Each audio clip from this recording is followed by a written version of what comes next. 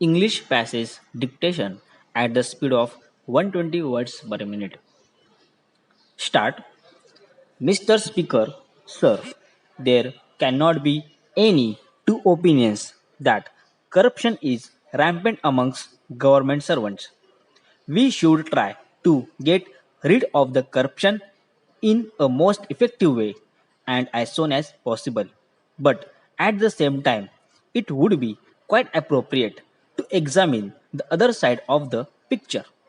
Most of the rules for prevention of corruption is directed towards the government servants only in spite of the fact that the society itself is far from non-corruption. Therefore, I feel that while passing stringent rules, it is very necessary that we should take into consideration the rules that have been made for the prevention of corruption.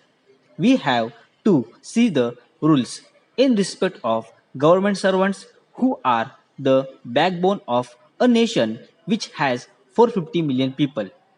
The government servants are a very important part of the nation. I feel their conditions of service should be examined quickly.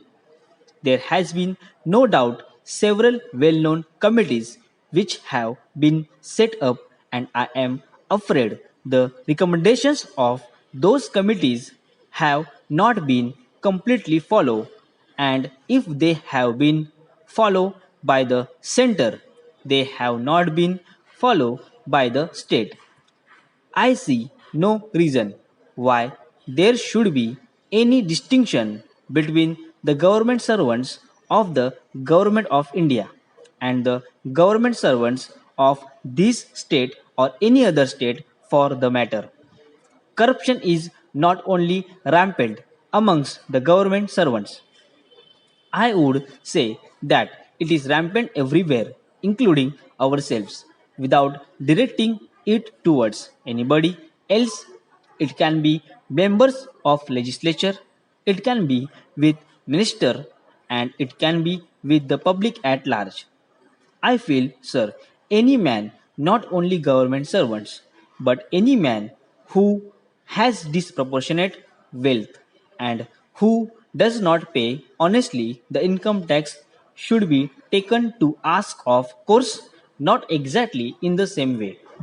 It will be too far if I say that it should be taken in the same way. The poor government servants have some rules and they have to follow them up.